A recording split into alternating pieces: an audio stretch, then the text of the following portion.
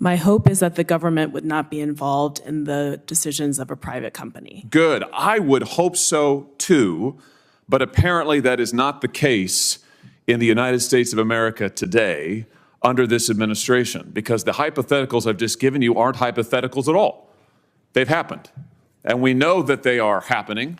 The Fifth Circuit Court of Appeals just ruled in a case, Missouri versus Biden. I'm sure you're all familiar with this. It's going to go down, I think, as a landmark case in the worst possible way in First Amendment law, because what the Court of Appeals found is that the White House, not just the federal government, but the White House, actively coerced every major social media platform in America. Let me say that again. Every major social media platform in America to ban speech that the White House did not like. What are we talking about here? Well, we're talking about speech on the COVID-19 pandemic, speech on the 2022 congressional elections, speech related to mask mandates, speech related to vaccines.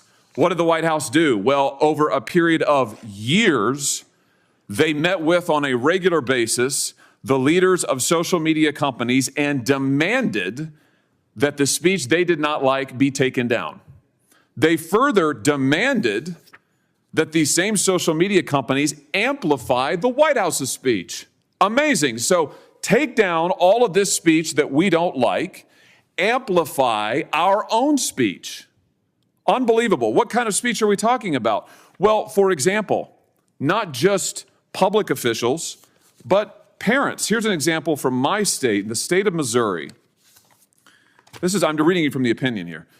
One parent who posted on Nixdoor.com, which is a site operated by Facebook, posted an online petition to encourage his school to remain mask optional, found that his posts were removed without notifying him, and his friends never saw them.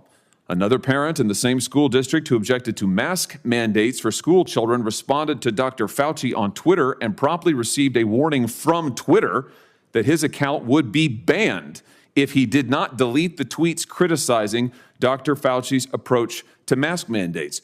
These objections, amazingly, this censorship was taken at the direct behest of the federal government, the direct behest of the Biden administration. Professor Knox, is this a violation of the First Amendment? Only a judge can make that determination. And a judge has. I'm glad you said that. Multiple judges.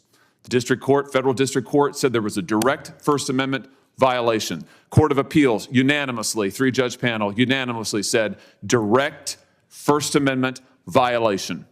I can't think of another time in American history when the President of the United States, and I say that advisedly because the record reflects that White House officials were sending emails and communications to these companies saying that the President himself wanted the censorship.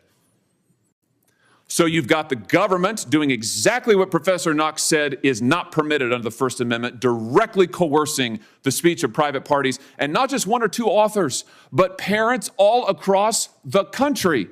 Unprecedented in the history of this nation. So I'm glad we're having this hearing today. I hope that we will have more like it to expose the censorship happening at the highest levels of our government. Mr. Chairman, I'd ask that this opinion, this judgment by the Fifth Circuit, Missouri versus Biden, be entered into the record in full. Without objection. I will leave it there. I know there are other Senator Kennedys here who want to ask questions, but I just want to say for the record that this kind of censorship is un-American, it is unconstitutional, and I hope it will go down as a sad chapter in American history that we can close here and now. Thank you, Mr. Chairman. Thank you, Senator Hawley.